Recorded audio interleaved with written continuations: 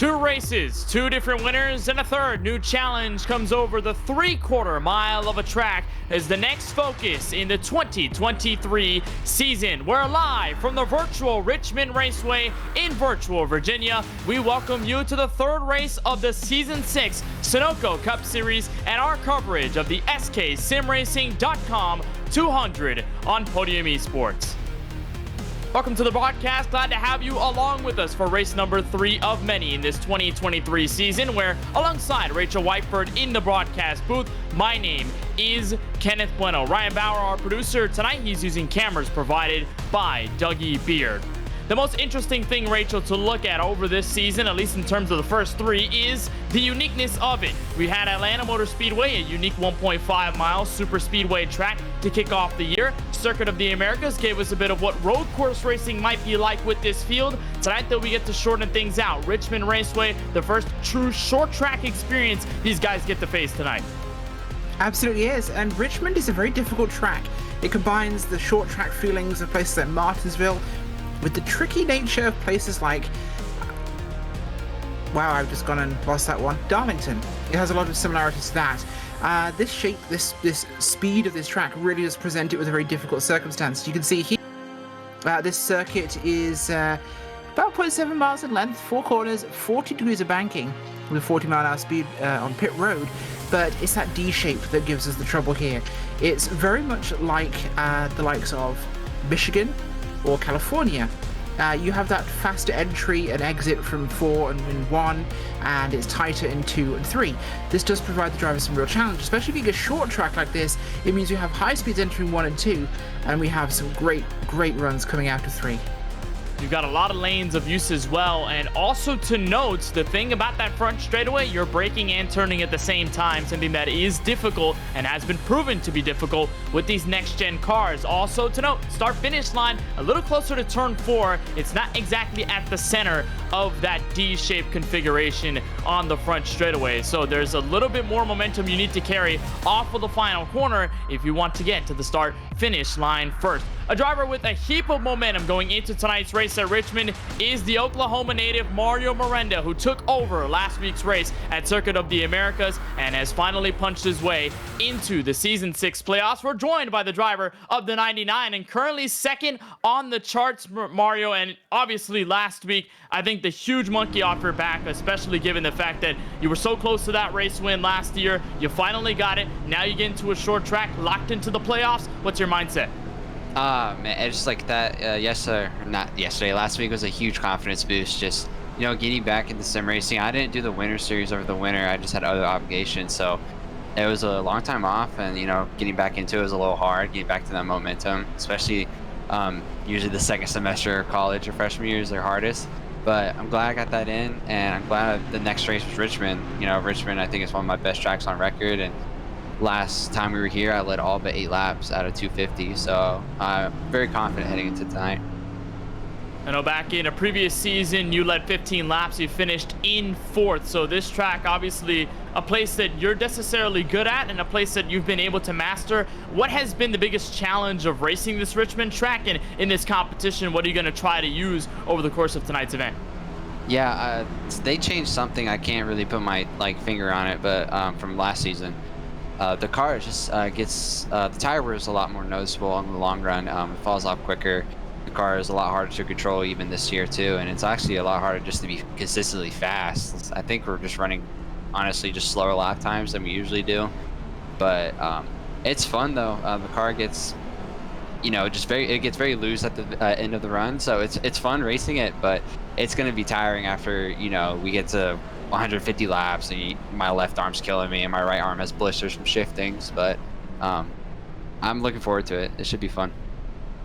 I like that you mentioned the physicality of racing a track like this, and given its long nature, 200 laps that we're racing here this evening, how are you going to try to get over that hump of being a little bit tired by lap 150 and at least making sure you can stay in the game and try to go 2 in a row? Cautions, I guess.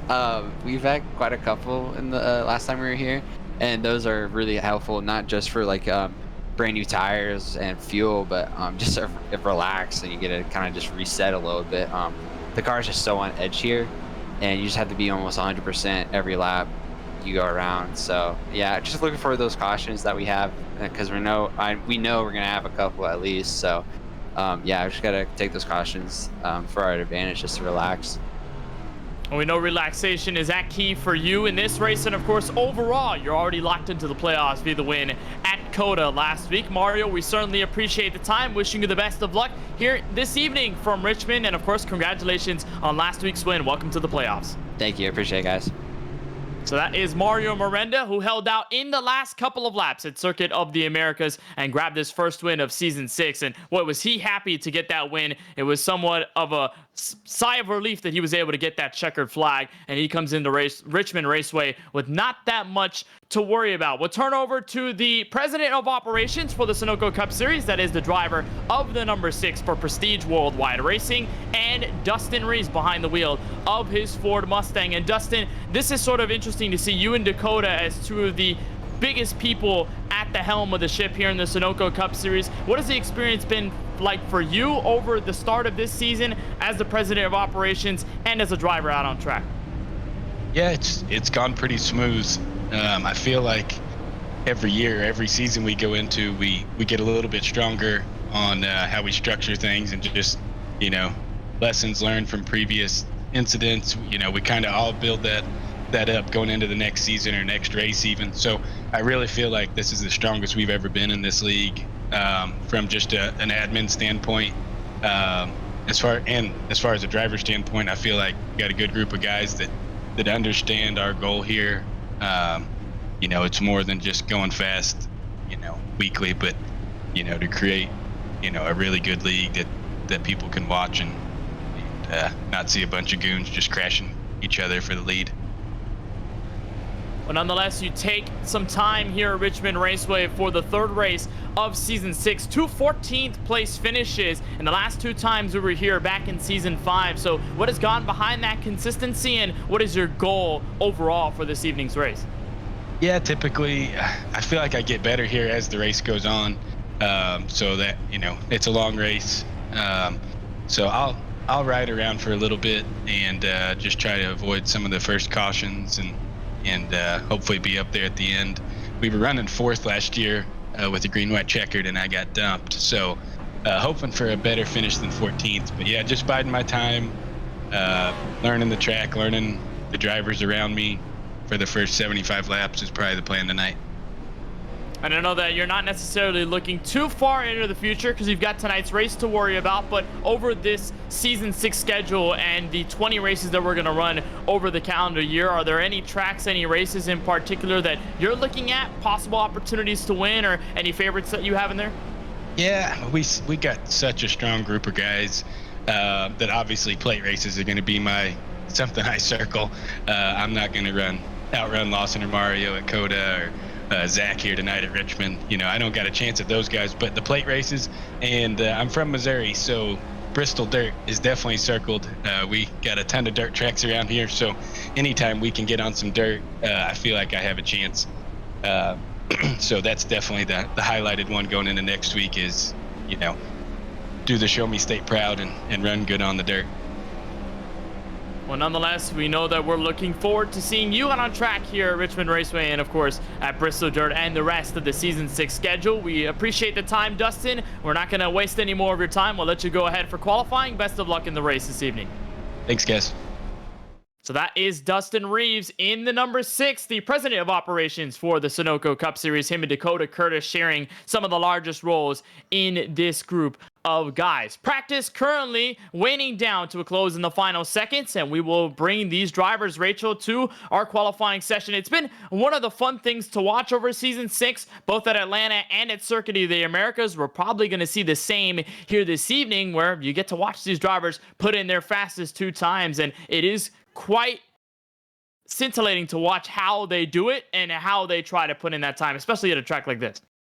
Yeah, you've really got to work to maximize a lap around Richmond, and of course they've got several laps to actually put in for this, and it will come down to trying to find the best way to get those tires up to temperature quickly and efficiently, because if you can't, you are not going to get maximum grip and acceleration off these corners, which is so vital to getting a good lap on a short track.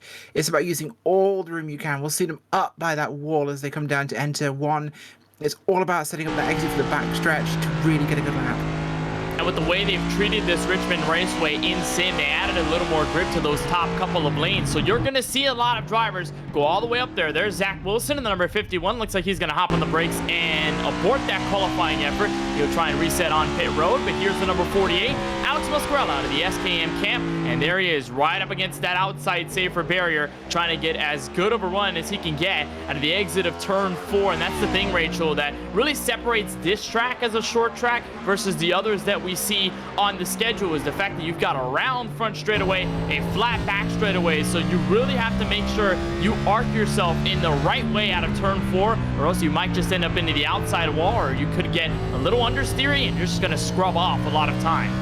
Yeah, one thing we'll definitely see in the race, of course, is that turn after pit road exit, as the transition to the banking starts to get a little bit more peaky, you'll notice that's where we'll see a lot of people start to get really loose when it comes to this track.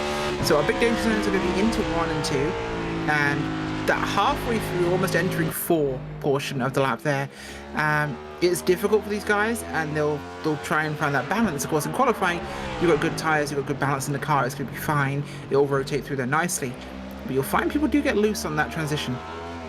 And one like car that. that's loose, Parker Bland in the 18. Going to mention the driver for Tow Racing, and his Chevrolet goes sideways out of turn 4 and skips through the grass. Luckily avoids any damage, but that should necessarily not be the greatest time for Parker Bland. And right as it stands, 13 cars have ran on track. Bland so far with the slowest at a 23.348. Here's Aaron Adcock in the number 23. We've seen some pretty decent outings out of him over the first 2 events, and sporting a pretty beautiful Apex Chevrolet this evening. Across the start-finish line and put in his first of 2 laps. And also, as a note, Mario Miranda has just taken step out onto the racetrack, merging on the back straightaway. So we'll see exactly what the Oklahoma native can do. Here's a look at Adcock wrapping that yellow line. A little bit of the lock of the brakes, and that'll scrub him up the racing surface. And it looks like as he crosses the line, the 23 will take over 14th as it stands. Yeah, good run for that position there. So I see sometimes coming in, we're seeing some good improvement here from these guys, and it's going to come down to who can just put the right lap in at the right time, of course. It's a long session, they've got room to play with, but of course they are basically going to be limited on what they can actually put in there. Well, these guys already put 1 in, so it's very much a case of seeing what they can do with that, but we will have to find out as this comes to a head. It's going to be difficult to predict, but we do know the regular fast guys will find their way to the front there, and it'll make things pretty easy to deal with. That is true. You're right on board with Miranda. We talked to him just a couple of moments earlier, and out of the 2 races that we had here at Richmond back in Season 5, Miranda won one of those, and he led 243 laps. As he crosses the line, that's the fastest, 22.294. Gonna look to be in the same spot where he started Richmond in last season's edition of this race. Isaac Mock in the 47, getting loose out of turn 2, and so we'll see what he can do as he comes out of turn 4, and that is going to be big there for Miranda. Looks like Lawson Peel and Ross Harlow going to be the 2 that'll join the top 3 along with that 99. The 47 going to put in this time, and it looks like at least 27 cars, Rachel, have put in a qualifying effort, and it could show you just how important track position might be here. Yeah, it really could. We'll have to find that out, of course. Track position, big important role though, and you'll find that once things get rolling in this race, it can get a little difficult to pass after the initial couple of laps from the restart. So we'll see these guys really trying to take advantage of what they can get at the start here. We'll see a lot of kind of scrumming into those corners to try and find good advantage in position, but it's not going to be happening if you do that to the wall. And getting a little loose and overcorrecting. Hopefully that's something that we don't see all night long. It's something that you can easily do with these NASCAR next-gen cars. We run on board with Steven Stepping in the number 81, who's put up a couple of decent races and sporting some new colors based on the series title sponsor, Sunoco, on the Ford Mustang this evening. And the driver for Zero G, teammates with the winner from last week at Mario Miranda, and also with the almost winner from Atlanta, Gary Sexton, league owner Dakota Curtis. You see Stempien wheeling the car out of turn 4, and as the 81 crosses the start-finish line, that should be a time at a 22.435, and that should put him at least within the top 10, at least in the back half of it. That is faster than Austin Shoemaker, Joe Sanchez, not faster than Jesse Whittington, so that appears to be around a 7th place lap stepping going to come around for the second? Cross the line. Is it any better? Answer is no. 22.435 is where he will be.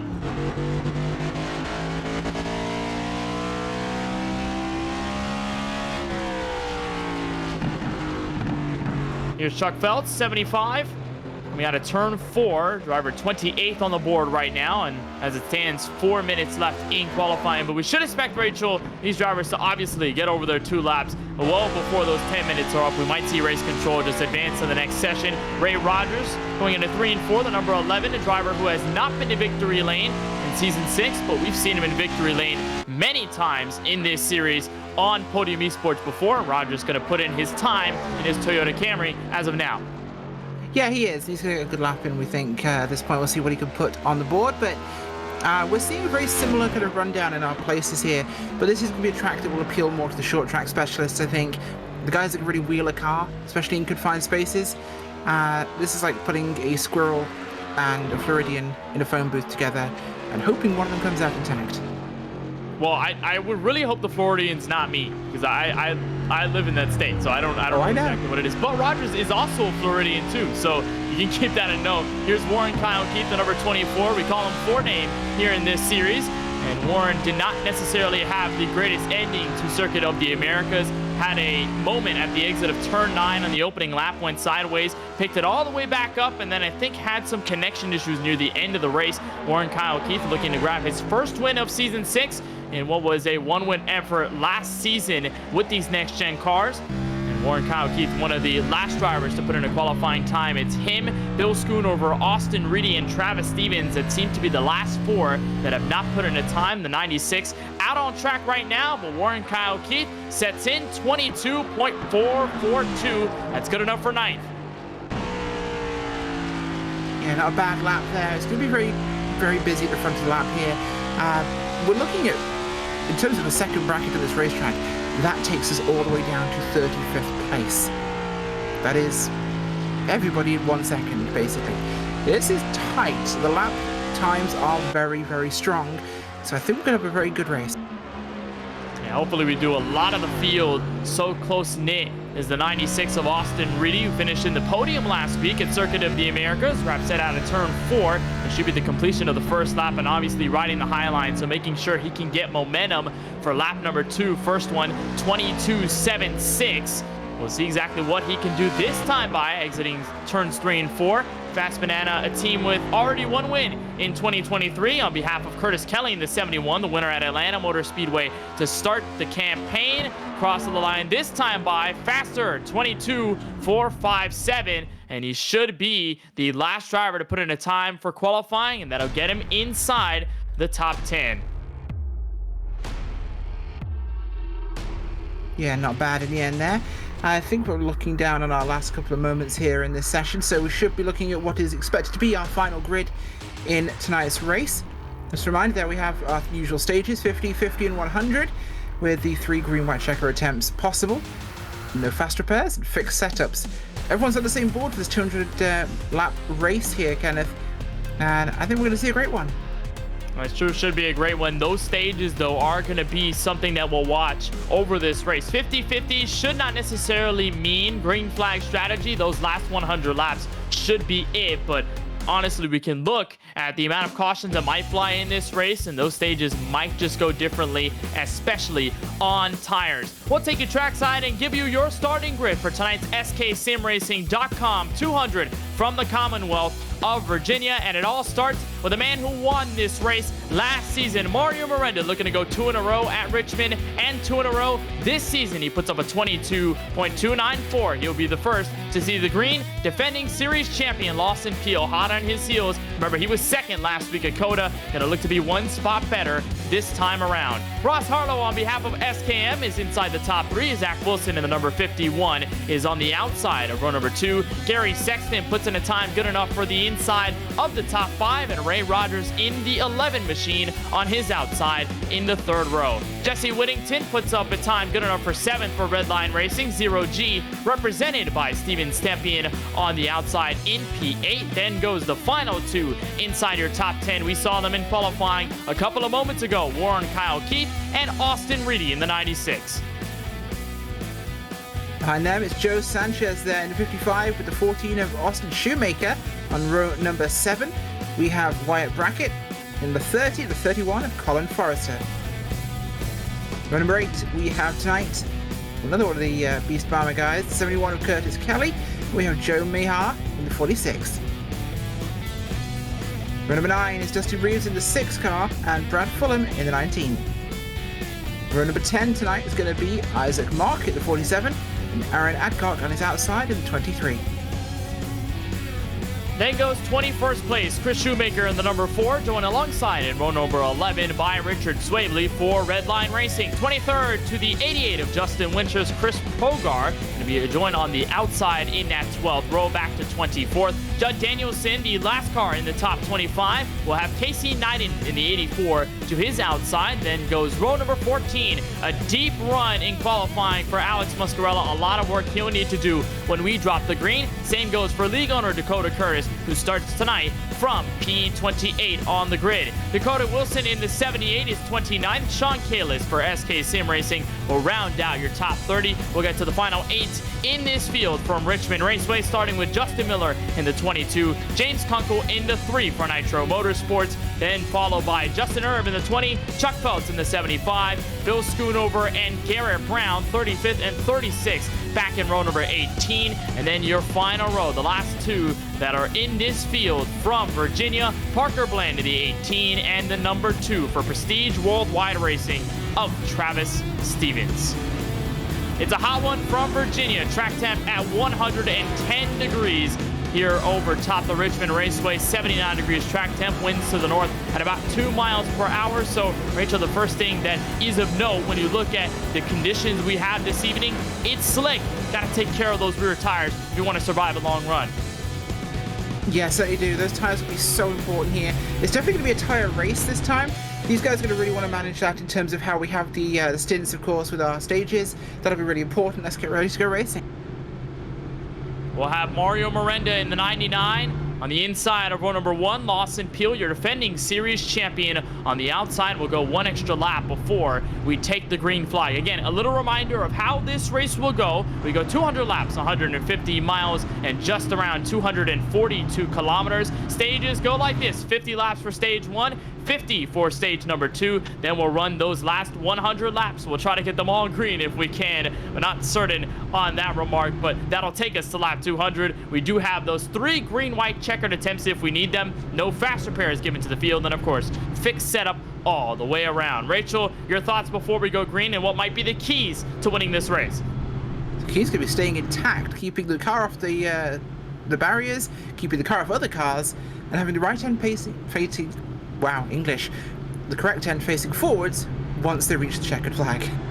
You don't want to have your windshield facing the opposite direction. These drivers looking to survive. It's going to be a very visceral race here from Richmond. It looks like we'll go 1 extra lap. They extended it by race control. So only adding a little bit to the anticipation these drivers have to take the green flag. And again, we'll turn our attention back in history. Miranda led 243 of the 251 laps that was ran here last season in the second race. Of course, he was close to winning the first one, but still finished inside the top 5. Right behind him at the end of that race, Lawson Peel didn't lead any, but he was around half a second off in those last couple of laps after starting 5th. And in the top 3, Wyatt Brackett was the last one in that group last season. None of them started outside the top 5. So track position definitely going to be one of the biggest keys that we will see. Remember, on the line for the 99, 2 wins in a row. Peel, your defending champion, still looking for that illustrious win at number 1 in season 6. The Sunoco Cup Series ready to take the green from Richmond. We're underway in the SKSimRacing.com 200. Good start by the field here through this first lap, and it's pretty clean at the moment. Everyone's keeping themselves to themselves as we get through those initial kind of growing pains. A very busy field, a lot of 2-wide racing here, and it's going to be important to make sure you manage that as we go through these stages of big congestion, cool tires, the cars aren't quite up to pace yet. Track's not really warmed in, so these guys are managing to hold it in a good position at the moment. It's a big dive there, especially in heavy traffic like this, into 1 and 2. Really something to keep an eye on. It's what might be described as the opening lap jitters. Everybody, though, clean and green. Lawson Peel under fire from Ross Harlow for a quick moment, but fortunately that settles out for the 12, and he's got all his eyes set on the 99 of Miranda. First side-by-side battle you will see is inside the top 7. Austin Riddy looking to make some early progress, this time on the inside of Ray Rogers. Steven Stepien, the third car in it, looks like they will swap places, and Stepien now takes a look on the inside of the 11, and it appears as though already, Rachel, Rogers is starting to struggle. He's on that second line, and he's getting freight trained. Yeah, he is. It's not a great place to be on the outside there. You really want to have that line secured and be in a very comfortable spot of this. Some of these guys are really struggling to find their way down into the groove, and kind of solidify that place. You will get freight trained. You'll go backwards real quick. So it's about making sure you can drop into line early here and keep that place. And of course, hugging that yellow line might just be the key, especially with this hot track temperature. You're probably not going to look at flirting with those third and fourth lanes. You're probably not going to get as much momentum up there as you would on the bottom. And that's that phenomenon you see with the cars in that second groove. One of them being the 55 of Joe Sanchez, already up 2 since the drop of the green. Or rather, down 2 since the drop of the green. He started back in 11th. He's down to 13th, but he's got a good look at the battle for 11th. More than Kyle Keith. Colin Forster going at it side by side. Forster, one of the heavy hitters at Atlanta Motor Speedway earlier to start the season. Unfortunately, had some bad luck near the end. Forster looking to turn things around and finally clears himself, make that single file, Rachel, through about the top 20 or so. Yeah, that's what you want to have happen. You want to get this down to a single file race as we have a yellow flag on the track. Justin Erb around on the back straightaway. Caution is out. The number 20 in trouble. There's the Home Depot Chevrolet around and sideways. I think a bit of damage to the right front of his Camaro. We'll see exactly what might have happened and whether he found some help along the way. It appears there was, in the form of the car in front of him. Rachel, Justin Miller getting loose and then swiping on the front end of the 20. You're going to see that a lot here, guys getting loose and catching others, and it's a good job they just put each other on the outside wall there rather than coming all the way across the track, but those guys did the right thing. They held the brake. Justin Erb had a phenomenal race at COTA last week. Not necessarily the most outstanding driver, but was so consistent and ran well inside the top 10. Here's a look at Parker Bland. We saw him sideways on his qualifying lap earlier.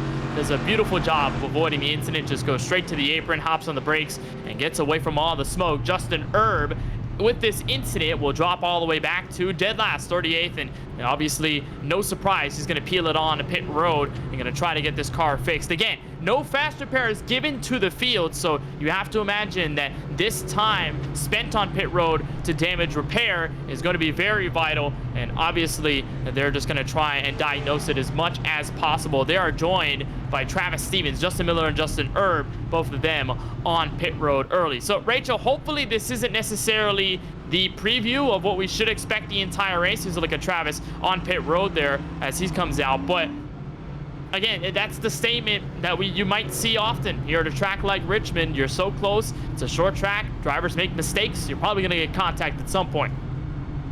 Yeah, once somebody makes a mistake, it's hard to dodge them at a place like this. There's not a lot of room to get out of the way, and it's about managing that. It's about predicting and expecting it and knowing how and where to go. And also with that mistake, you look at the banking that we have featured at Richmond, 14 degrees. I believe it dives all the way down to 2 once you get to this back straightaway. And it's kind of an odd crest over slightly a hill. That transition is pretty abrupt. So if you light up those rear tires on exit out of turn 2, that car's going sideways. And like we said before, overcorrecting has been a big problem with these next-gen cars, and drivers still face it each and every time they hop on the sim. So that was the phenomenon there with Justin Miller. Fortunately, both of them, I believe, are out on track. Miller now just coming out of pit lane. Erb already rejoined with the rest of the field, and we should have lights out on the iRacing official pace car. So once again, we'll try and do this again. Lap number 11 of 200, already about 40 laps to go before we cross the line for the end of stage number 1. Miranda choosing the outside line. Interesting here, Rachel, for this restart. Actually, it's really good for launch into turn 2 and out of turn 2, so I'd pick the outside here as well. So Miranda and Peel in row number 1, Zach Wilson, Ross Harlow, those behind them in row number 2. There's a look at Gary Sexton. We'll get a nice view of him as we get to this restart, as we go up through the gears and kind of what it's like to be in the Hornet's nest here on the restart. Into the Geico restart zone, a phenomenal start by Miranda, more of a sluggish one by Lawson Peel. They're roughly 3 wide entering turn 1.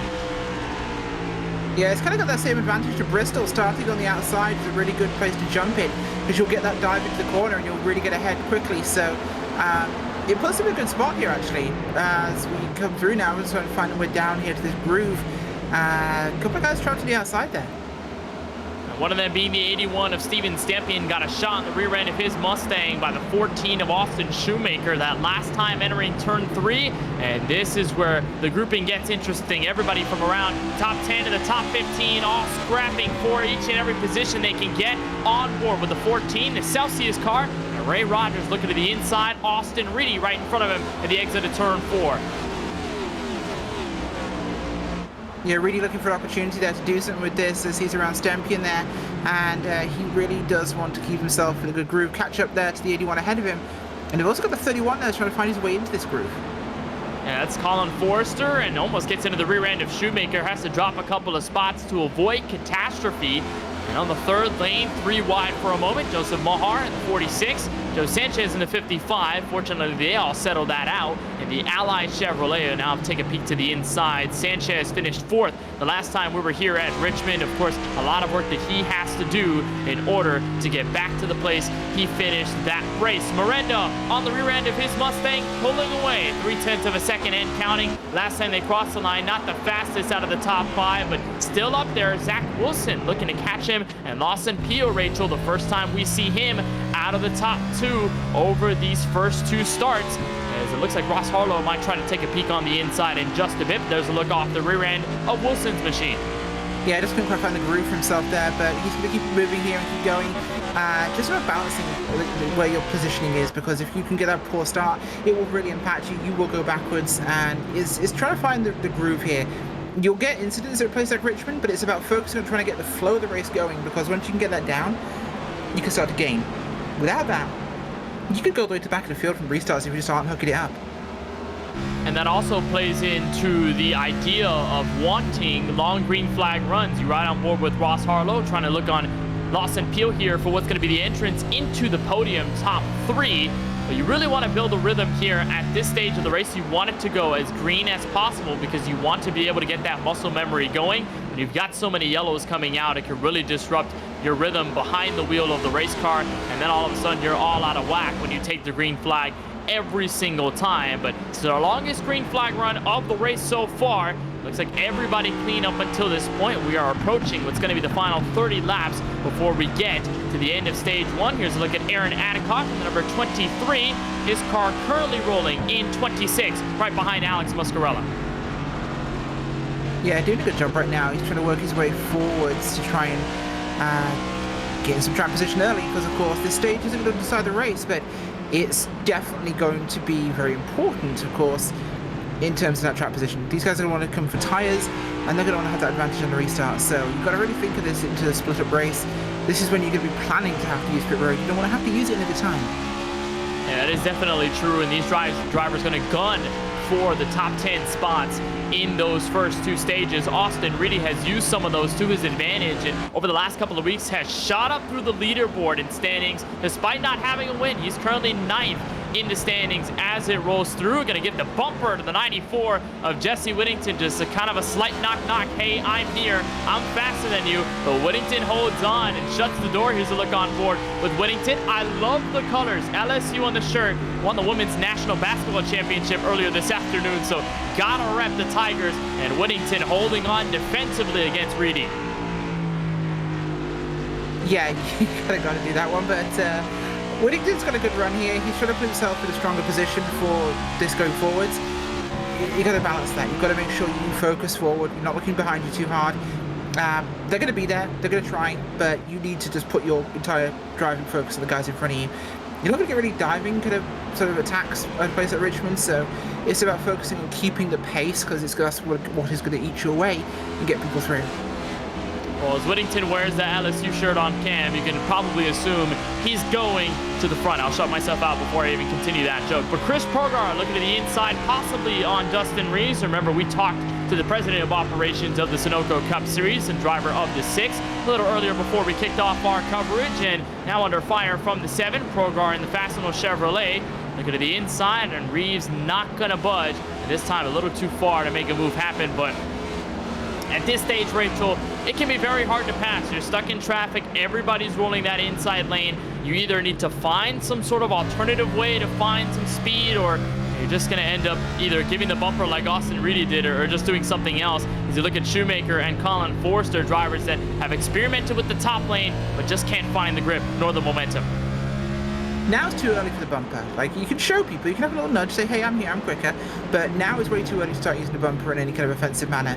We're going to see people try and bump people, and for those who aren't familiar, it's not to try and spin them out. You're trying to basically force them to accelerate into the corner, and if they accelerate, they push, they go wider, and you go underneath. It's nice and easy, but it's something that requires a little bit of practice.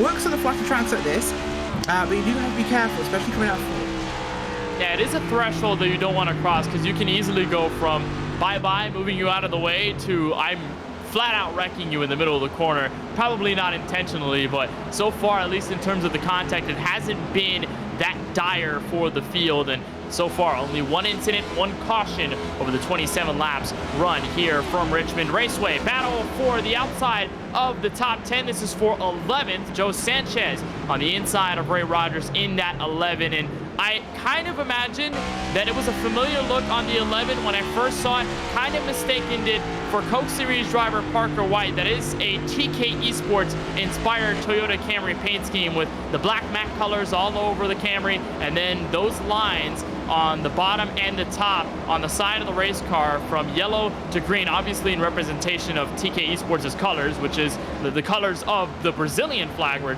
Tony Kanaan is from. But Rogers sporting pretty fun colors from the Coke Series driver Parker White, who ran this race not too long ago. Yeah, it's cool to see that kind of inspiration on the car, and it's a good looking livery. We've got a lot of those in today's race. Just some really great looking cars. Yeah, we definitely do. A good looking car on behalf of the 55. This is a Fantasy Ally Chevrolet paint scheme. Gonna look to the inside of the Celsius car. Austin Shoemaker, and Sanchez continues to find his way through position. Remember, he had dropped back to 13th after starting 11th in this race. Now he's back to about where he started, now making a bid into the top 10 as he got around the 14. And now Ray Rogers, given the fact that Shoemaker was under fire, taking advantage of his own. And we're gonna see that a lot, Rachel, over this race. When a driver goes on the outside, they're trying to make sure they avoid being passed. As soon as they get past, that car on the inside behind them finds a way to the bottom, and then all of a sudden you lose 2 spots as Shoemaker drops even further and had a loose moment out of turn 4. Yeah, you get offset here, you'll get shuffled. It's going to be one of those things. You're just going to rally, come back from it, and fight back here. Looking right now at Lawson Peel, 3rd place. We'll have to try and work back for this one. Started 2nd, of course. And he's in good attack range, but he's going to wait, I think. Lap time wise, we're looking at under 20 now before we get to that first end of stage. And it's looking pretty well controlled by Miranda. It definitely is. Hasn't necessarily pulled away by all too much. You would expect him to start just rummaging through the lap car traffic part of the field, but he's only extended his gap to around half a second. And remember, the last time we really checked in with that gap, it was around 3/10 back to Zach Wilson. So it hasn't necessarily been a full pull-away effort by the number 99, but rest assured, if he sees that 12 and 51 go side by side for second, he might just have a little bit of a better time getting away from everybody in civilization. Battle for P8, Jesse Whittington, Warren Kyle Keith, turn 3. Good bunch of cars here. We've got one poor guy on the outside. That is not where you want to be. And he's going to try and fight his way down, but that City Ally is just keeping him up there on the top side. And as you see, he's filtering him backwards. He's just dropping back here. The 94 just desperate for Whittington there to try and get to the bottom. Again, that phenomenon of being stuck on the top and then having everybody freight train you on the bottom. It almost happened with the 3rd car in line, that 11 of Ray Rogers, and that Camry right behind this beige Camaro.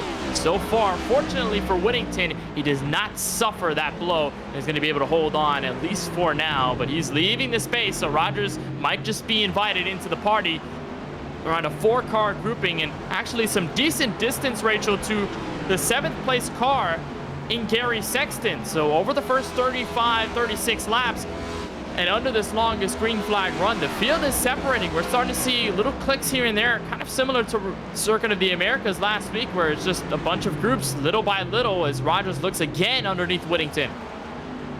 Yeah, trying to find an opportunity here to make a move there. He's looking and he's looking, and I think he's going to make Whittington a little bit nervous because yeah, you want to be keeping your eye there. He's got it the underside now, the 11 car. But, wow, Winning just keeping him honest on the top side. I'm genuinely surprised by this. I thought he would have dropped a couple more places. He actually does there. That's kind of what I expected. But up goes the 11 and a big run by the 94. Can he cut it under? No, the 11 closes it off. Looked for the crossover and failed on that attempt. And Whittington going to drop back to currently P11 out on the racetrack. Here's a bit of the madness around your top 5. This starts with Ross Harlow in the 5 car. Steven Stepien now taking a peek to the inside. Austin Reedy for Fastman out of the 3rd car in the mix. By the way, they are starting slowly to catch 2nd and 3rd. Zach Wilson and Lawson Peel. I think Miranda was hearing me on the broadcast as I said he hasn't really pulled away by all too much. As soon as we turn back to him, he's now 1.2 seconds ahead of the field. So never mind.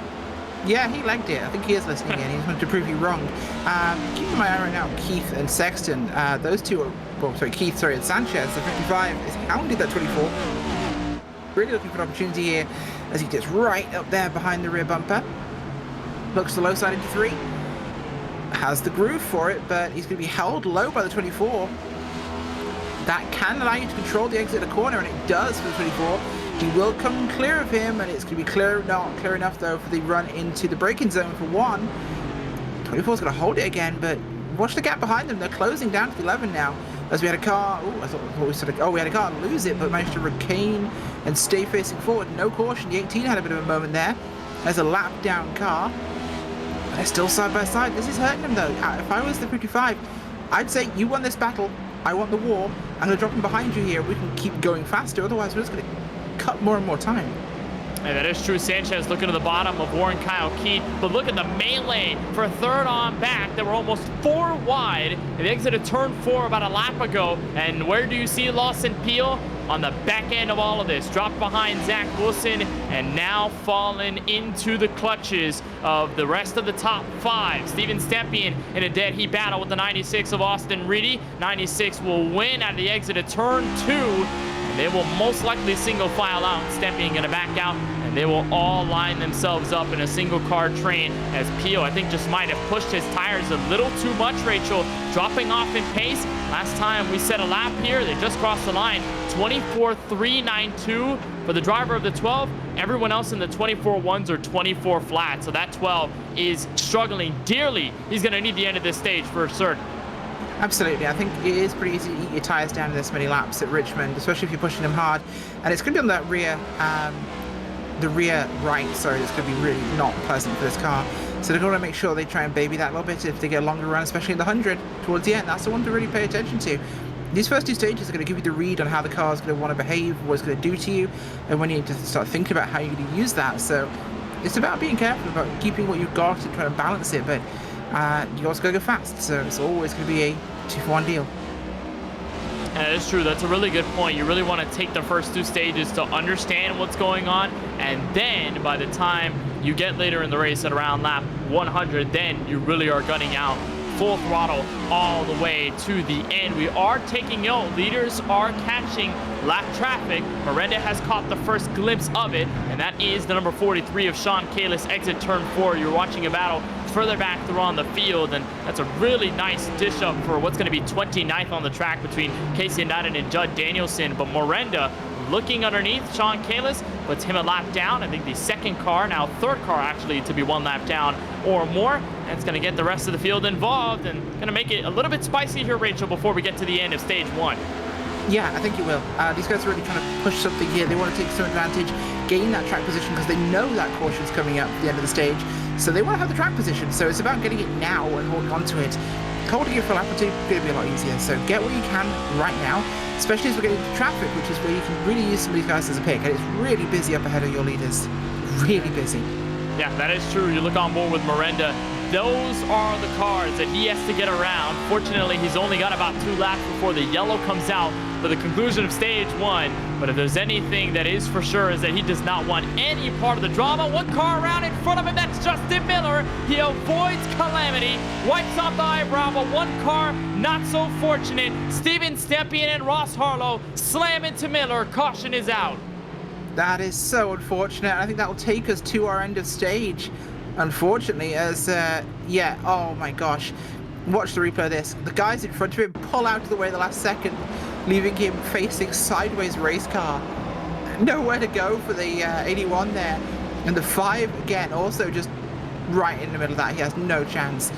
Blindsided. And that's just a simple mistake by Miller. Grabs the apron on the left side tires, and around he goes, loops that car. Miranda had the hole in the wall between that spinning number 22 and the outside safer barrier, but unfortunately, Steven Stempien not lucky enough to get around, and neither is Ross Harlow, who takes a hit at the Sunoco Ford Mustang. And that's not that much damage for Stempien. These are slow speed corners, so this isn't necessarily race over, but with the way Stempien had been running all race long and was working on Zach Wilson for what was going to be third on the track, that is a dire moment, and the caution is out for the second time this evening, and that will conclude stage number 1. So much like Atlanta Motor Speedway, one of our stages is caught a little bit early, and just because of the action out on track, and that's a tough break, Rachel, but for Steven Stempien, especially given the way he was running as Miranda wins the race off pit road. Yeah, he has, and really unfortunate timing there, but it's that kind of last couple of laps attempt to grab something in terms of track position that I think led to that happening. Everyone was pushing a little bit hard. Really unfortunate for the Diogo's Collective. Nothing they could have done about that. Nothing the guy who'd spun could have done about that. It was just poor timing. Second stage win of Season 6 for the 99 of Mario Miranda. We'll hop on the other side, but you won't miss a thing of the SKSimRacing.com 200 from Richmond Raceway.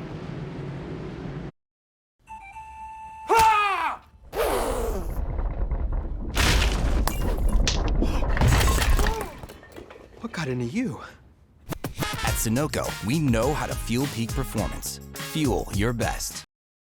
Fuller. Yeah. Needed F-150 for Smith build. Got it. Yesterday. I know.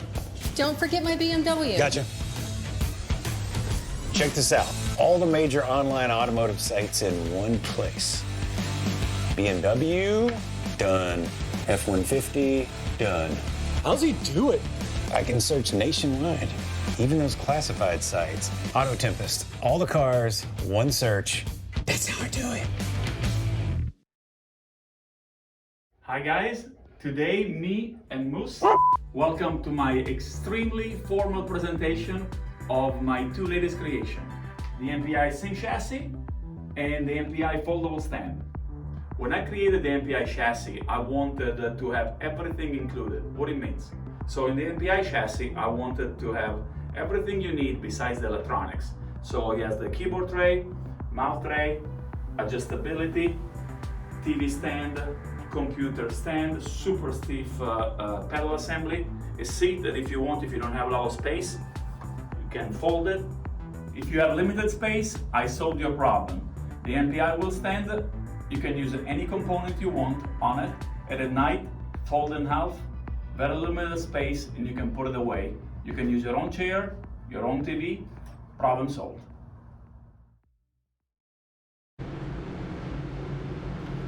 Stage 1 complete for the SKSimRacing.com 200 from the virtual Richmond Raceway. And welcome back to race number 3 of the Season 6 Sunoco Cup Series and our coverage on Podium Esports. Kenneth Bueno and Rachel Whiteford in the broadcast booth. Ryan Bauer punching all the buttons and showing you what you're seeing on the broadcast feed using cameras provided by Dougie Beard.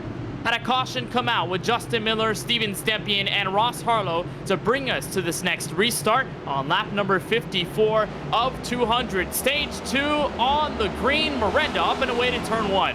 So easy to get a big jump as the leader, of course, in this race, which means the outside really is great because you get that big run down the hill into 2, giving you a huge shot out into the back straight, which really does pump up that lead for you. So it's a big advantage spot, really, for that restart zone. We'll see him using it all day. And these guys are all going to have to scurry down from the top lane here, try and slot into the racing line. And I think it's going to be tough to really beat Miranda when he gets this kick every time. And when he gets that clean air, ultimately, it gets much tougher, although Peel is trying to prove all of us wrong. Remember that 12 had fallen off so dearly at the latter half of stage number 1 and got that saving grace with the caution because it kind of stopped the bleeding in what would have been the final 2 laps run under green. Peel trying to use as much of his equipment on this restart as possible. They have both pulled away. Here comes Peel looking to the inside and the door's shut. Yeah, that's a pretty predictable move to make there, so it being closed was highly likely. We've got a big run here for the lead of this one as he looks again. Little cut. Oh, don't get too spicy here, guys. Oh, he turns the leader. Oh, and oh no! Miranda struck. Ooh, that's the thing. And Peel chirps over the radio and says, "I'm sorry, but I was down there." He gave the bumper. Miranda catches the apron, and around he goes. I think he's going to be able to keep his position as the caution waved. He got T-boned by the 51 of Zach Wilson. And here's a look at how it all started. Peel, a little aggressive, wanted the lead, gave him the bumper. Miranda got unsettled, and as soon as he caught the apron, Rachel, there was nothing he could do but let it loop around. And the 51 of Wilson, there was nowhere he could go. Thing is, there's being down there, then there's being down there. He was kind of nearly down there, so yeah, he's right, but you see him keep the gas in after he gets him loose, and that's a recipe for one thing happening. I don't know, it's a tough call with race control, but is it a bit early to race that way? Yeah, most likely, but Peel was just trying to be aggressive, and you can understand the motive behind the 12. Wants to clean air, wants to be out in front, doesn't want to burn his stuff up in the middle of traffic, but at the same time, it just gave a faulty bump to the 99, and that sent him around. Now, fortunately for Miranda, he's only going to drop to third. However, that is not P1. That's not the clean air position that he's been accustomed to seeing all race long. So he's going to have to play a little bit of catch up. And as of race control stands, there's been no calls to the 12 of Peel. So it looks like this running order might just stay the way it is on what is our, I believe, third caution of the evening here from Richmond Raceway. Have a couple of drivers on pit road, one of them being the 43 of Sean Kalis, but he's going to deal out without any problems, and the 43 going to make his way back up. That does count 32 cars, Rachel, on the lead lap. But the biggest thing is Miranda's going to be back in third, trapped in traffic. We'll see how much that changes this scenario. Yeah, we will, and it's going to be pretty simple for this one. They make sure they get everything right and get a good restart here. This has changed the dynamic of the race now because our standaway leader has really found himself in a bit of a tricky spot, but he's still up there. He's got the opportunity. I think he'll be okay. It was a pretty square hit on the side, so the car might be all right. And it looks like it might also be the same for Zach Wilson. Remember, he T-boned into the side of the Ford Mustang, but it looks like he has escaped mostly scathe-free. So it looks for the 51 and the 99. It looks like they're going to be able to continue those cars acting like absolute tanks. So they will not have to come down to the pit lane to get those cars repaired. They are fine.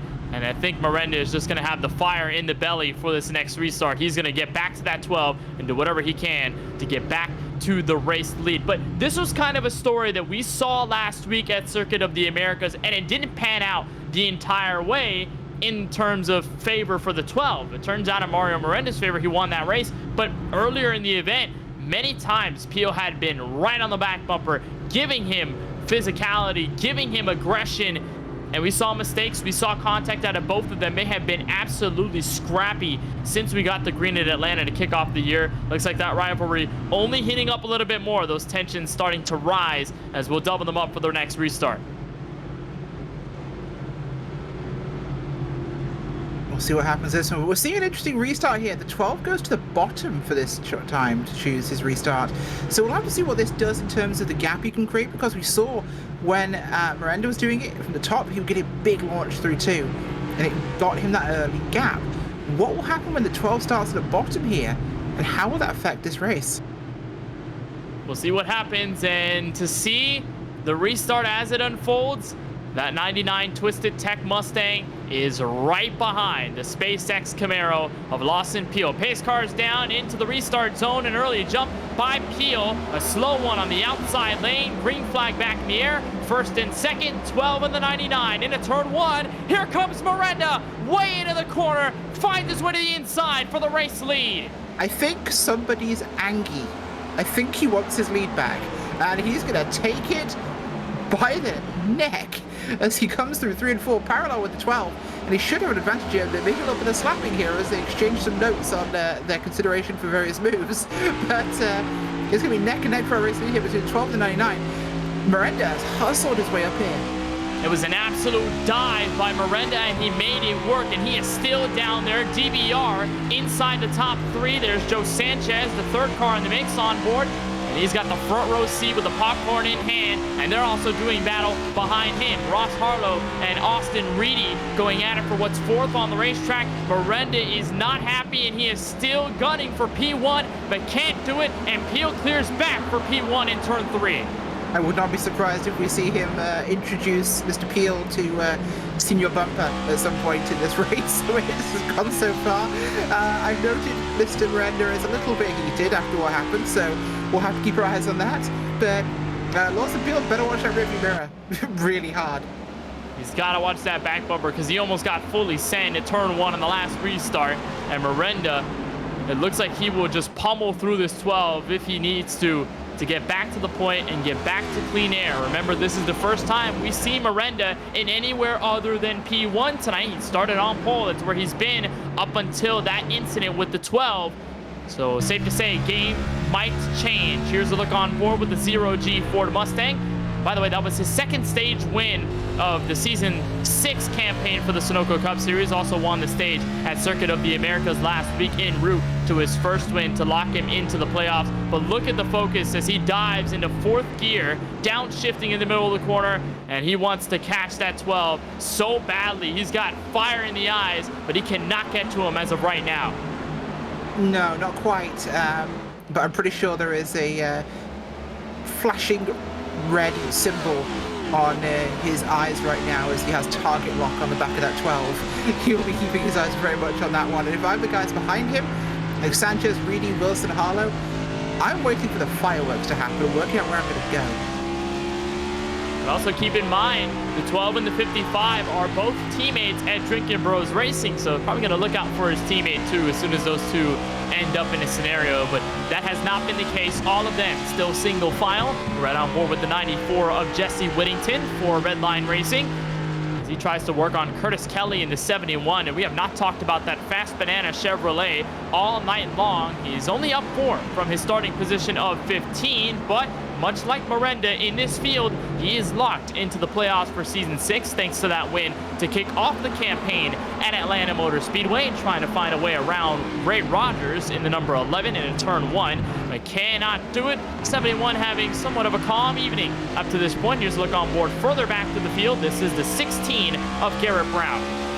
Yeah, Brown is trying to work his way here, and things are a little bit busy as they stand, but, well, there's plenty of room to work with this one. A lot of traffic back here. These guys are all over each other. The one drops back in line there. He's had a bit of a rough race day after the contact he had, but he's going to make a move down to 16. The 16 catches a tiny bit of wall. He does in a turn 1, and by the way, the car underneath him is a lap car, and that is Steven Stempian. Remember the damage he picked up after Justin Miller went around in turn 2 before the end of our first stage break. He has fallen 7 laps down from the leaders and buried in 37, so he's going to need a lot of cautions if he wants to make his way back to the front. And so unfortunate for Stempian, who had such a fantastic start running his way through the top 5, and unfortunately now behind the wall in terms of odds to get back to the point. Lawson Peel still ahead by 0.4 of a second and counting, but at this point, Rachel, if you're Miranda, are you now just focused on getting back to the lead, or are you just going to settle back into your rhythm and say, okay, maybe getting him now is not my biggest threat. My biggest opportunity here is going to be just running where I am, getting some nice stage points, and setting myself up for the last one. I think that's the smart play. Whether we'll see that's a different matter entirely, but there is the opportunity for it. Stage points are important. That's something worth getting, and I'd focus on that because you never know what the rest of the race will hold. Up 10 places there, Alex Muscarella, currently running 17th place. He's working his way forwards as well right now. He's trying to find the rear end there of Mayha, and Curtis ahead of him, and he's had some good progress. He has plus 10 since the drop of the green after starting in 27th. And funny thing about the 48, 17th is where he finished last time we were here at Richmond Raceway. Hopefully it's a couple of spots better, if not 16 spots better than where he sits at the moment. Kurnis, though, holds the rights for hardest charger in that Ultra Tech Ford Mustang for Zero G started 28th and now into the top 16. It was in 15th for a moment, but that was obviously taken away. You saw it in live timing by the 46 of Joseph Mohar. So Curtis will drop one, but he is the largest mover since the drop of the green, and that is something to behold for Curtis, who's having a quiet night, but certainly has been effective in this stretch as they're side by side behind him. A couple of spots back, I believe that's Colin Forster and Chris Shoemaker. As here's a look from Dakota Wilson further back in 29th. Yeah, good view of the field forwards there from Wilson as we cross over of the lap 78 mark. Fuel race leaders, it's been busy so far, but we've had a very green race to this stage. Obviously, we're looking at 200 total. To go this far, we've had what? 2 cautions, and one basically was going to happen anyway because it was the end of the stage. This has been respectable for Richmond. And definitely has, and you probably expect with the hot track temp that we have in the triple digits, it's still floating around 110. In fact, a little hotter, 112, as Curtis and Muscarella start to fist fight around 16th place on the track. And you'd expect this race to probably be a little more difficult to drive. The 48 gets loose out of 4, but saves it. Big save there. He collected that one up very well, but he's glad he's wearing the brown race suit. Well, that is true, and that could have been a disastrous moment and could have brought us under caution around 20 laps before the conclusion of stage number 2. Fortunately, keeps his car straight, does fall out of the battle for 16th, and now going to be under fire by that Monster Energy Toyota Camry of Brad Fulham. But what I was about to mention is that you would probably expect this race to be harder to drive and filled more with yellows than, let's say, a night race here at this track, because there's way less grip. It's a lot harder to drive the car, but you're right, echoing on your point, Rachel, these drivers have been master classes, and apart from some of the incidents we've seen, most of them have been single car or just slight contact. It hasn't been full dumpster fire as Warren Kyle Keith goes to the inside, and that'll be a completed pass for 8th on Wyatt Brackett. Yeah, good move there by Rogers. Gets the job done as they're going to keep themselves moving in this one. Keep focusing on pushing forwards. We're approaching now.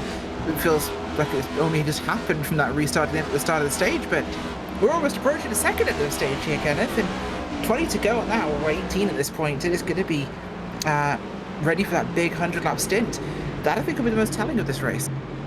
Yeah, now you'd look at potentially with the teams and in the mindset of the drivers, how they're trying to set themselves up for that last 100-lap stretch. Of course, in the first 50 and then in these next 50, you're not expecting anyone on pit road until the stage ends and the caution comes out. Everyone comes on pit road because you can make it on fuel. You can keep yourself noteworthy on tires, but once you get to those final 100, you have to come down no matter whether it stays green or not. Speaking of green, there is green filling the rear bumper of the 12 machine because Miranda has found himself back to the 12 of Peel. Rachel, we'll see what he can do if he wants to pummel his way to the front. I think he's going to try as well, and he's going to be wanting to settle this one, I think. The eyes are laser focused there on him as he's going to look for the opportunity, but the 55, he is waiting in the wings. He wants this too. Well, mind you, Peel was one of the slower cars inside the top 10 once we got to those last couple of laps for stage number 1. Does it seem to be panning out the same way in stage number 2, despite a lot of the clean air that he's got it fresh on the nose of his Camaro, right on board with Peel, and he's just got to make sure he keeps that wall up because Miranda will take any advantage, but he does have a teammate third in line in Joe Sanchez, so if anything, he could have a little extra assistance that way, although Austin Reedy making a threat to that. Miranda gonna give Peel the bumper, send them up the track. We're door to door for the lead. Yeah, that was expected at some point. So they're going to come here again too wide. They've been this way for quite a lot of laps, and it was the 12 that won out that time, but speed advantage for the 99 initially, but the 12 holds his own on the outside there, and he's going to hold the 99 tight. Unless the 99 holds him up the track like this, which he does, will it be advantage 12? He's going to come back in that mid part of the corner. Well, last time they were side-by-side like this, advantage went to the 12. Miranda making sure the script has changed this time around, and he's got some help. Joe Sanchez behind, Austin Reedy, all of them single file, hugging that yellow line. Before the moment, we are still dead even. Peel noses out ahead at the start-finish line, but Miranda still looking to maintain consistent. I think he's got it. He does. Peel backs out. Miranda back to the race lead. Well played there by the 99 as he returns to the front of this field, and Sanchez wants to come with him. Sanchez looking underneath his teammate. Your top four have broken away by a couple of car lengths, and you saw in the back end of that frame, 5th place car, Zach Wilson on board with Miranda, and he's got clean air in front of him. Peel falling back. He is trapped in the second lane. He might be able to hold off for third, at least for the moment. The fast banana 96 of Austin Reedy is making sure he does not get away with this scenario at all. They remain side by side. Reedy gets a little loose, and back single file they go. But Joe Sanchez, Rachel, what a run. 11th to start this race, and now he's up to second with a shot at P1. Yeah, he's super close to this thing, and he's right on the rear there of Miranda. Now we'll see if Miranda's getting clean air, because he has got a bit of damage on that car. We'll see if it's just as strong. But here comes Sanchez, look at the inside, getting low though. Sanchez is trying to poke the bear. Miranda has not budged. And back into turn 1, Sanchez is going to try to arc this car and get a better exit. You see what he's doing, trying to dive into the entrance of the corner, float high, dart down low, but he gets loose and cannot put it enough throttle to get fully underneath that Twisted Tech Ford Mustang. And Austin Reedy has found his way to third. Peel has dropped back to 4th. So all of them now single file, and I think Ross Harlow, Zach Wilson might also just be catching up to them to follow as well as we get to the final 8 laps of stage number 2. Joe Sanchez is there, but question is, Rachel, is there anything he's got left in the tank to get the stage win? He might be shining tires after going for his run there, but it's going to be interesting. I think he might make a risky attempt to do that before the end of the stage. This is big points if he can. Well, remember, Miranda won stage 1, and if he does win this time around, he will sweep the stages, and the last thing he'll need to check off the box is getting his 2nd race win of season 6. And Sanchez looking to change that, although he has not found enough momentum, and Austin Reedy really has picked up a lot of pace over the past couple of laps or so, at least make it the last 10. And as they cross the line, we'll see how they fare lap time wise. Miranda at a 24 flat, Sanchez in the same vein, just a little faster, and Reedy in the middle of both of them, but Sanchez with a deer mistake, Reedy on the inside for 2nd. He's looking for something here. Reedy now the predator in this situation. As that's just supposed to make contact with the bumper there on the right hand side, entering the corner, but that's more of a mistake, I think, than anything else. I think Miranda's very happy to see those two fighting. You would love to see them tussle for 2nd, as lap car Sean Kalist is not too far up the road. So it looks like your leaders might have a bit of drama. Remember, last time we were around lap traffic, we got some lead lap cars involved as one of them made a mistake at the exit of turn 2. So we might just see the same thing happen. Hopefully it does not, but we could see some sparks fly between those guys. 5 or so laps left in stage number 2. Peels around on the front straightaway. That is not ideal. That's our caution flag out again, and this might take us to the stage a 2nd time. It should be it. We'll get official confirmation from race control whether that is officially stage conclusion. But Peel has found trouble.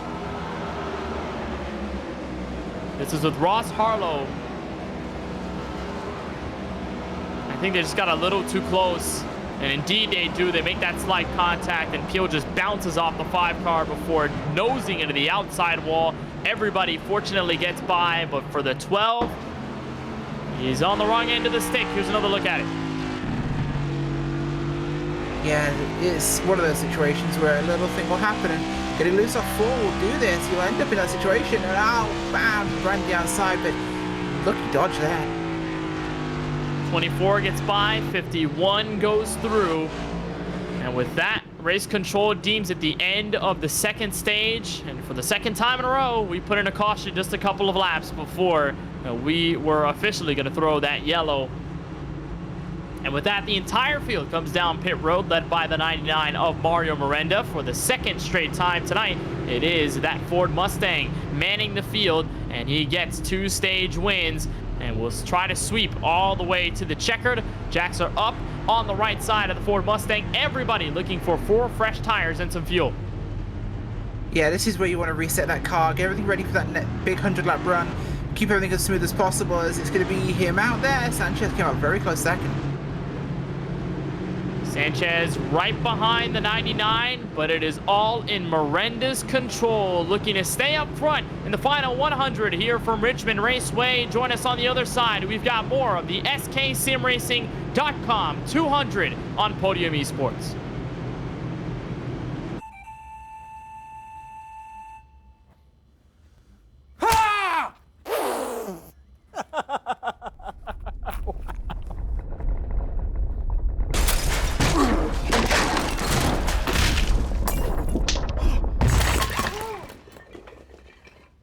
got into you?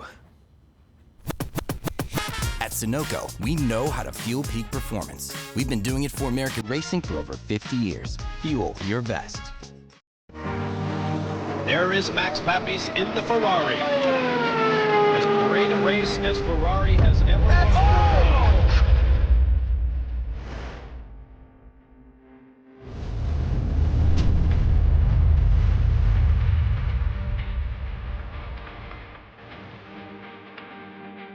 Steering wheel for me has always been a sensitive spot. There's a whole experience there that we're all trying to refine. Max Pappas, he asked me one day, he says, what can I do in a wheel? I said, well, with the new.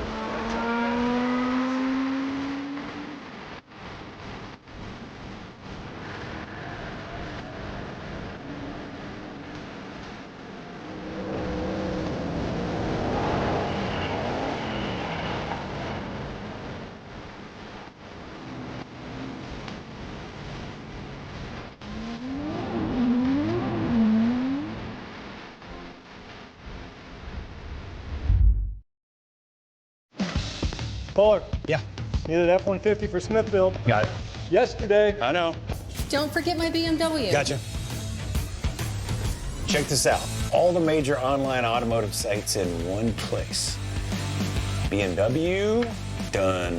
F-150, done. How's he do it? I can search nationwide, even those classified sites. Auto Tempest, all the cars, one search. That's how I do it.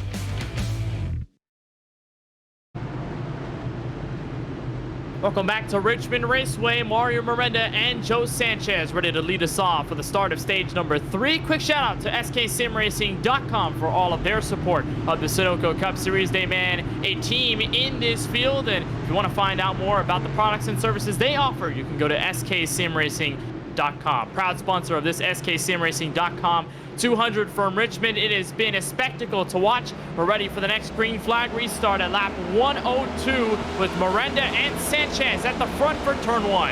Yeah, big run, and we saw a good jump by Miranda again as he went for that same restart as last time, and it's big advantage time for him there. The 5s are looking pretty good. Harlow making an early jump here to the inside of the 96 and Reedy. Remember, our last caution involved the Lawson Peel in the 12. He's buried back in 31st. And we had a battle for second for a slight moment, the 96 and the 55. He settled that out. First side-by-side battle now within the top 8 or so. Jesse Whittington, Ray Rogers, Wyatt Brackett, those 3 or 4 cars lined up at the exit of turn 2. Rogers darting to the inside of Gary Sexton as the Hornet's Nest only continues to build on the back straightaway. Yeah, good timing there for that sort of action. These guys are making sure they keep this one as balanced as possible, but heavy traffic can lead to accidents if you're not careful, so manage what you're doing and how this early on. They've got to go 100 laps here to take this to the end. Car sideways, Jesse Whittington in turn 2. He's up in front of Joseph Mohar. It's a stack up on the back straightaway. Isaac Mock hard into the safer barrier, and caution is out with 97 laps to go. Yeah, we had caution thrown there, so that will be resetting us here, and I think the more restarts we get, I think this will actually impact the tyres far more than 100 laps of green flag running, because it's the restarting, it's the tyres cooling and heating, it's the spinning tyres, so this could be a difference. As a look at how it all started, it was contact at the left quarter panel of the 94 from the 14 of Austin Shoemaker, and then as he comes to a stop in the middle of the track, Joseph Mohar, Isaac Mock know where they could go. And unfortunately for Mock, he just goes hard, head on into the safer barrier on the back straightaway, and that brings in about 3 or 4 cars involved in the incident. Here's them to look at it, this time from the 46. And it looked like he had it kept up Rachel as soon as he was getting out of turn 2, but then with the car sideways, and even then some more others getting caught up in the mix. I believe Judd Danielson, Bill Schoonover, and some of those near the back trying to avoid the chaos. Yeah, sometimes when you're in that traffic at the rear, you can't get out of the way. It's impossible. So it's almost a foregone conclusion that you're going to end up in that thing. So our biggest crash so far here from the sksimracing.com 200 from Richmond. So that'll put the field behind the iRacing official pace car for I believe the 4th or 5th time this evening. We should get one car getting the wave around, and that might just be Bill Schoonover in the 9. Indeed it is, fully confirmed, so he will make that 33 cars on the lead lap. Just a quick note and a reminder, Justin Miller has DNF'd in this race. He has put it in the garage, so unfortunately for the 22, he will have to sit this one out and might just have to look for the dirt 1 week from tonight. And it appears that Lawson Peel has taken a step down for pit road. So the 12 continuing his damage repair. He will not fall a lap, but he will be in 33rd. And it looks like he might just go again for extra damage repair. And boy, Rachel, has this race gone south for the 12 of Peel. That slight mistake and the slight contact with Harlow. And now he's here for the next 100 or so laps to put it all back together.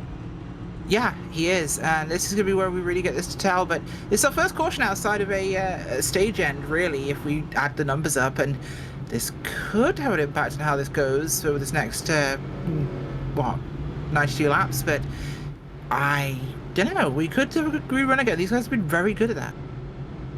Yeah, we have seen some amazing long green flag runs in both stage 1 and stage 2. A lot of the carnage has come from single or 2-car incidents, this one being our biggest at around 4 or 5. But we have seen some great racing while we're green, whether it be at the front, whether it be the mid-pack, or whether it be all the way in the rear. We had around a 4 or 5 car battle, Rachel, I think for around 31st before our first caution came out, with Justin Miller almost sliding into the front end of Mario Miranda. So safe to say the competition is super tight, and it tails off of the point that you made in qualifying, that everybody's so close on time, and then everybody just reflecting that come the race. Yeah, it is, and you've got to have a long view when it comes to a race like this, especially a track like this. You can almost feel like doing 200 laps around Richmond feels like 400 around Daytona, or 400 around somewhere like Atlanta or Auto Club. It's stressful, it's tiring. You know, it's hard on these guys, so you've got to really balance it out. You've got to have that view towards the end of the race, and this stage is the one that really matters. This is the one you need the track position for. You spend the first 100 getting to here.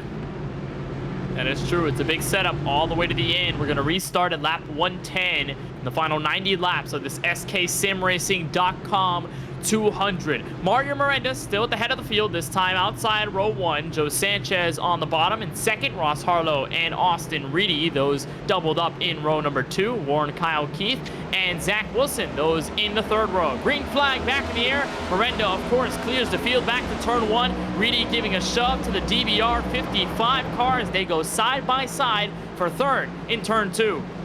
Yeah, they do indeed, and a good run there. We'll see Miranda having a good gap again. He seemed to be strong out front, even with the slight damage on that car. So I think he's feeling pretty confident at this stage. Sanchez, though, he is really keen to get involved in this, and he was close, actually, in the end of the last run. So we'll have to see what happens with a longer time out of the racetrack here for these guys. But can't count out the 96 there, or Reedy or Harlow with the 5. Both had strong runs.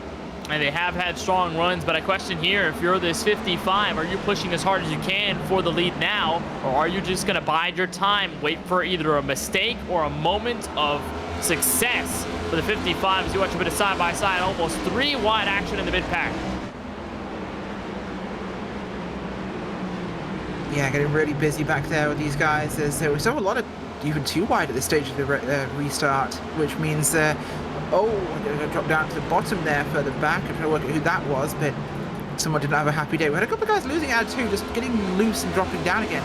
And guys are starting to slap the outside of 4 a little bit more as well. So the track is really warming up. I think it's starting to become really tough out there on these. Well, it has decreased in track temperature. It's around 107. We're past 330 in the sim, or at least about to pass 330 in sim time from virtual Virginia, but it is still slick, and these drivers are getting a little more desperate as time starts to run out. Car in the wall on the exit of 4. That is Chris Progar in the 7. You heard Lawson Peel on the radio saying wreck, wreck, wreck, and it was the 7 in trouble. Yellow is out with 87 laps left. Yeah, we're going to replay back on this one, but it was the 4 coming up the inside of the 7 there that caused this. Shoemaker put the boot in fact. I think accidentally out-braking himself there. Hooks the 7, turns him, and the 7 rolls down, gets contact with another car passing underneath him. That's the 78, I believe.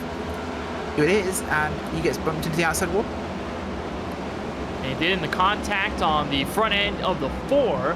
Of Chris Shoemaker. We'll watch it here as they enter turn 1, and on the beginning of this, was Aaron Adcock getting into Dakota Wilson, just hip checked him as he locked up the brakes in turn 1, but then the trouble arises just those couple of cars in front of him. That 4 dives in a little too toughly.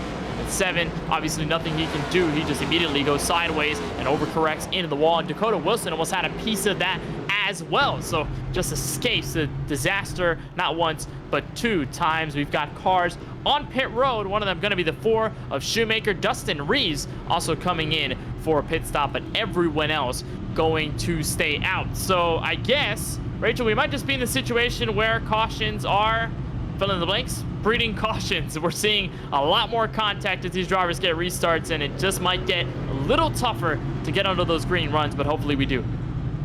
Yeah, I think so. And, well, cautions breed cautions, don't they? It's one of those situations where the more restarts we have, the more cars are racing close to each other, the more likely it's going to happen, compared to a green flag run where everyone separates out and we get the chance to keep it clean. It's no fault of the drivers, it's just the fact you put a dozen monkeys in a phone booth, they're going to start pulling each other's hair. I love the phone booth references. I think it's pretty interesting. It's appropriate. They're confined spaces, and I can't think of other ones that are appropriate to say on TV.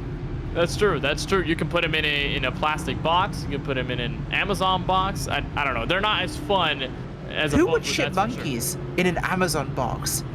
Well, those are violations, number 1. But yeah, nonetheless, a phone booth certainly interesting. We're gonna try and rebuild the field here. Maybe get the 1 to green signal this time by.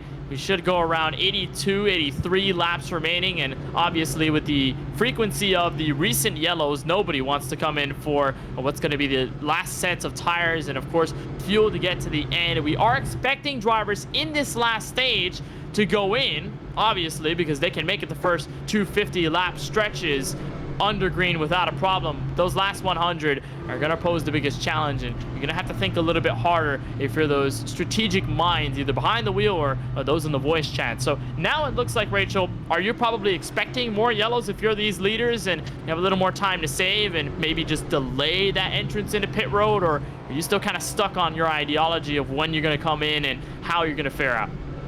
I think you're going to expect some more. I think the way this is starting to play out, we're going to see a couple more. I think I'm going to try and bet for the chance where it's a good place about halfway through the stint to hit pit road under hopefully yellow and get that sorted. That's the ideal circumstance. Well, one of the ideal circumstances we're seeing in this field comes in the form of the 96, Austin Reedy, the Fast Banana car who finished on the podium last week at COTA and is looking for his first win of the campaign. We're joined by the 96, and just before we get to the green, Austin, what has your perspective been like so far here from Richmond? A lot of bumpers. That's all I really see right now. We're just trying to take care of the tires here. We've got a long way to go with these 80 laps, so take care of them early and hope to be there in the end. How do you play strategy now inside the final 81 laps? We'll have to see when these cautions come out and gamble a little bit, when to take them, when not, because track position's super important here, super hard to pass. Well, we'll let you get to it. Best of luck on the green flag restart, Austin. Thank you for the time. All right, thank you. That's the 96 of Austin Reedy, lined up third, second row on the inside for this restart. And just in front of him, Joe Sanchez and Mario Miranda first and P2. Green flag back in the air here in the SKSimRacing.com 200. Ross Harlow going for the lead in turn 1, but is able to keep himself to second. Great dive there, but 5. Really got a strong positioning on that one and got ahead of the 55, which could take things out, of course. But this is Harlow's chance to take a real good swipe at Miranda. And that was a phenomenal restart. Gave the push to Miranda, cleared the 55 and said, this is my space. I'm going to go take it and try to dive hard enough on the brakes. Bit of contact behind them. And it's Zach Wilson getting physical with Warren Kyle Keith. He'll send him sideways. And more contact from Gary Sexton sends him fully perpendicular. Caution is out again. Yeah, that's going to happen. Racing will happen, unfortunately, as moments like that occur on the track. Unfortunate, really. Wilson kind of was in the way there. He just had that positioning. The car came down towards him, but they kind of met in the middle of the corner. It's a tough one to call. Just poor timing and heavy traffic. And it really started on the exit of the front straightaway, and there were more cars involved in the back end. That is Casey Knighton in the 84, the 9 of Bill Schoonover. We'll see how they spilled in turns 1 and 2 over that last lap or so. And Knighton was running 34th. He is a lap down on the track. Schoonover 32nd as it stands. And I just believe Schoonover had a moment, grabbed the apron. The car got sideways. This is, I think, Rachel, the 3rd time we've seen this incident happen. And Knighton, unfortunately, nowhere to go. And even then, more cars. Judd Danielson, Chris Pogar, and Chris Shoemaker. Yeah, very much so. And it will be one of the circumstances where you've got to have eyes in the back of your head. You're this deep in the pack. You got to be watching, you got to be looking, you got to see what's going on. Because you're going to see it ahead of you and it's like, uh-oh, where do I go? And you try to avoid it because you're looking at the guy wrecking. But you don't look at the guys who are also trying to avoid the guy wrecking, and you cause the secondary. And we saw everybody stack up on the outside wall. I think one driver just couldn't find a way around it, as per se, and then everyone else just followed him up the track. And Judd Danielson, sort of that last car in the train. We do have a car getting the wave around. That is Justin Erb in the 20. Remember his problems earlier tonight. We do have some cars coming in for service, many of them, again, at the rear of the field, and many of them involved in this most recent yellow. We'll try to talk with the driver of the 5, who has just taken over second, Ross Harlow, who, by the way, last time we were here, came home inside, I believe, the top 15 or so, or top 26. It was 26 where he was last time we raced here at Richmond. It is second right now with 77 laps to go. We're joined by Harlow for SKM Racing. And Ross, what an unbelievable restart. What happened there, and how were you able to get that huge launch to turn 1? I don't know. I've been restarting in second. I hear a lot of these guys are restarting in first right now, and I think just that, I timed it really, really well on Mario. I've been racing with him long enough. I've kind of figured out how he goes. But then that upshift, it slowed him down just that little bit, and I think I actually gave him a little bit of a push there down into 1. Well, we know nonetheless, I think based off of that last restart, you might just be gunning for the first spot when we get green the next time by. But I want to talk to you about probably the case for the rest of this event. We're going to cross the line for 75 laps to go. We've had a lot of yellows recently. Are you expecting this trend to keep up with the pace? And B, if it does go green, how well do you trust your long run ability? Yeah, I mean, so the first run I went a little too hard, and it kind of started to fall off. The second run I definitely played it a little safer and had a whole lot of speed at the end. It sucks that Lawson and I got together there. I'm not really sure what happened. I'll have to go back and see, but yeah, I feel really good about it. I was planning on being a lot more gentle this run, but just wound up in a position where you have to attack. Mario's been so good all day today, and I know for a fact I can make him sweat. So it's kind of just a matter of making sure I put myself in a good spot and just try not to screw it up. Well, we'll see if you can do so. Ross, on behalf of our broadcast team, thank you for taking some time to talk with us, and best of luck on the green flag. Yeah, thank you, sir. That is Ross Harlow restarting seconds on the inside of your race leader in the 99. And it was interesting, a point that was brought up by Ross, and an interesting run by Austin Reedy. That 96 really pointed out the importance of track position.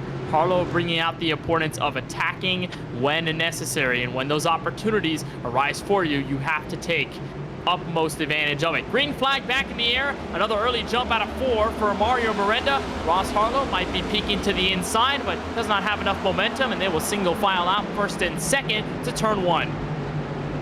Yeah, they will, and that's going to be huge for them to get going here, as they want to try and get the maximum speed and kind of track position here in this first lap after the restart. So it's going to be important to try and make that run for Miranda, for Harlow and Reedy and Sanchez. So, funny, loses it, but saves it again. This is his second time doing that.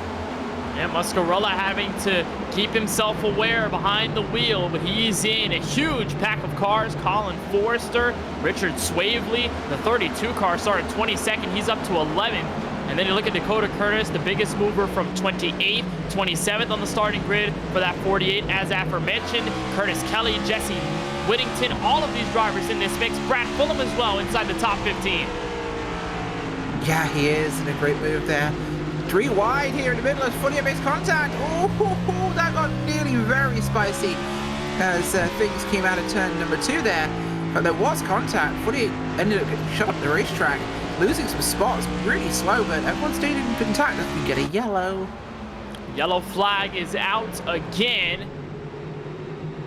Trying to pinpoint who it was, but we can confirm it is the 43, Sean Kalis, driver on the lead lap, back in 33rd. Contact with Travis Stevens in turns 3 and 4. We'll see exactly what happened, but while the chaos was happening in front of them, this was the other side of the chaos to actually put us under rest behind the pace car once more. Bit of a dive by Stevens, slides up the track, and Kalis the wrong end of that. Fortunately saves it, but I think, Rachel, that's just iRacing automatically throwing the yellow. They see a car slightly sideways. That's cause for concern. Here's a look from the SK Sim Racing teammate of Judd Danielson. His other car in trouble, and he barely gets around. Yeah, he does, and these things will happen in racing, unfortunately, but hey, still a lot of laps left to go. We've got just under 70, in fact, and it's going to be, I think, a longer race than we thought. They decided to save it all for the second half. Well, speaking of chaos, there are drivers on pit road, but most notably, it's not all of them. Austin Reedy, Joe Sanchez, Zach Wilson, Wyatt Brackett among the lead lap cars to stay out. Miranda and Ross Harlow banking on their, what might be the last set of tires and some fuel to make it to the end here. That could be the opportunity. Yeah, I think this would be the start of that window. So yeah, this is a good place to make that call. And well, we've seen that from a couple of these guys. Miranda came down pit road. This will be a good call. He'll gain that position back. That makes it 24th on back to come into pit road. Miranda, by the way, loses the race out of the lane. It's Ross Harlow that gets the better of both of them as he ends up in 24th, and he's got a large amount of cars in front of him if he wants to get back to the front. So this is an early call, of course, anticipating that everybody else is going to come in. But this is certainly a little bit risque for them. And one of the drivers who did stay out is the number 30 of Wyatt Brackett. And Wyatt, first of all, thank you for joining us under this most recent caution. We know that you're definitely a stout driver here at Richmond. You finished on the podium last time we were here. What has gone behind the pickup through the field tonight after starting in P13? Yeah, we're just trying to hang on and just kind of ride and let people kind of mess up and spin out, you know, around you and just pick them up as they come. Not super confident here, especially on the long run. So we're just kind of hanging out and hoping for the best. What do you play for strategy here in the next 68? You saw a couple of the drivers in front of you come down pit road. Does that give you any more incentive to come down shortly after, or are you just looking for the right time to come in with everyone else? Ideal in this situation would be to have a long run here to really cycle, you know, the two strategies now. So if we could get a long run here, I'd be happy. Well, of course, third place last time we were here at Richmond. You're inside the top 5. What would this mean for you momentum-wise as we roll in through the rest of this season and as we get into Bristol Dirt next week?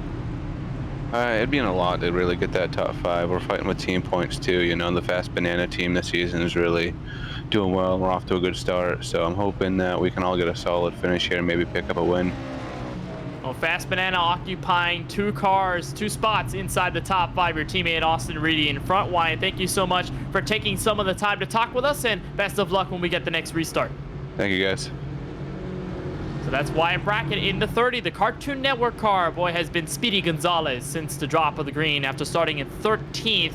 And it has really picked things up. And I think that's bigger in the overarching storyline, Rachel, of Fast Banana. They won the race at Atlanta to kick off the campaign. They had a top 3 finish on behalf of Austin Reedy at COTA. And now you look at 2 of those cars in the top 5 here in the last couple of 66 laps here from Richmond. There's a lot riding on team standings and how much momentum they're building together as a group. Yeah, absolutely. And we'll see them do that throughout this season. I think it's been a pretty good indicator so far that that will be the case. Now, this will be an interesting restart. Reedy and Sanchez up here on the front line. This will be telling because these 2 haven't restarted yet as the leaders. They have not. First time we see Austin Reedy in control of the field all night long. He gets the best of the 55. We are back under green here in the SK Sim Racing.com 200. Certainly on a great run there by the 96. Reedy takes a strong lead, very much following Miranda's playbook on that one as the 55 will drop in behind him. Now behind them, Brackett and Wilson looking pretty good at the moment, but I do want to see what happens with our former leader as he makes his way further forward. Now Miranda is marred heavy traffic, as is the 5 there. with Harlow, who's actually ahead of him right now, by the way. That's one to keep a note of, as the rest of the guys who pitted as well. Got better runs, in fact, than Miranda, but this is going to be very difficult for him because he is now at the mercy of this traffic. We've seen other guys get involved in incidents they could not avoid. Could this end his race, being out of line like this? As we get a car drop down to 4. Oh God, it's 3 wide. Bumping, banging, tapping, sliding up the racetrack. It is hectic right now.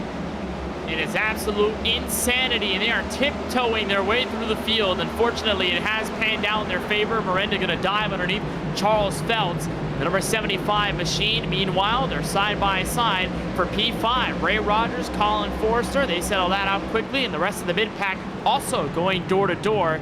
Looks like many of them have reverted to single file action. There were door to door for the 11 and the 31, Forrester and Ray Rogers. As you look further back at Dakota Wilson, Dustin Reeves going at it for what is 14th on the track. Yeah, absolutely. And it is definitely heating up at this point of the race. 60 to go right now, 61 to go on the clock, but it's still very congested. These constant restarts are keeping this field very bunched up. We're not seeing lap cars play a big impact, but we're seeing guys door to door here that are really starting to slip and slide like that. Isaac Mock, back straightaway, trouble, Steven. 60 laps to go. And the caution is out. Looks like contact with Justin Winters in the 88 at the exit of turn 2. And indeed that is. We'll watch the replay and we'll diagnose the problem live for you. There were more cars involved and a big slam, Rachel, for both the 48 and the 2. You'll watch them in the back end of the screen, but this is the original spot of contact. Winters loose on the back straightaway, gets to 47, and look at that. That was a big hit. Yeah, this will happen in Richmond. Now we're starting to see the real Richmond. They're starting to bite people in the ankles. Here's a look from Travis Stevens. Tries to dive to avoid and loses the car and then gets into the 48. And that is an absolute stunner for Muscarella, who had been building his repertoire all night long and was just trying to siphon his way through the midfield. And unfortunately just catches a piece of this incident, dives to the bottom. He sees that smoke, but there's nothing he could do to avoid Stevens, who just slams right into him. Case of dodge the wreck, and unfortunately there's a guy beside you doing the same thing. Yep. And just a lack of space. Again, back to your point that you've made multiple times in our show. You don't have a lot of space here at this short track, so you can be certain you're avoiding a crash by 1 second, and then the next one you're just getting slammed like the 48 of Muscarella was. And we'll be under caution again. We'll cross the line for what's going to be 58 laps remaining here, this sksimracing.com 200 on Podium Esports. We certainly appreciate every single one of you that's watching tonight on twitch.tv/Podium Esports. We've got coverage all 2023 long through the summer here in Season 6 of the Sunoco Cup Series. Kenneth Bueno and Rachel Whiteford in the broadcast booth. Of course, our producer Ryan Bauer showing you all the scenes this evening using cameras provided by Dougie Beard. A big props to all of everybody that works here on our Podium Esports crew. We had different people for the first and second race. Obviously, props to DJ Clark and Joe Peaker, who, by the way, were on the call for the North America Toyota GR Cup at Sonoma earlier this afternoon. It was so cool to hear them both on the call for that race. So obviously, best of luck to them as they go on in those real-life endeavors. And we'll cross the line for 57 laps remaining. Austin Reedy in the race lead. Yeah, he is indeed, and we'll see how this one does go down. Of course, the front grouping here hasn't really changed a lot. It's guys further back that have been really shuffling things around, so we'll have to see. But time's starting to tick down now.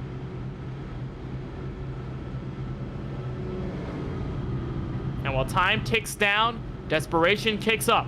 We've seen that on these restarts, just how desperate these drivers are getting to gain position, to gain some well-needed points, and even in the case for the front, couple of drivers run for the win. And you look at Austin Reedy, Joe Sanchez, Zach Wilson, all of these guys obviously were the first 2 races without a win this season. Last time we saw that 96 in victory lane was in October of 2022, one day shy of my birthday at Las Vegas. Joe Sanchez all the way back to Darlington on September 4th. Zach Wilson hasn't seen a checkered flag in his hand since.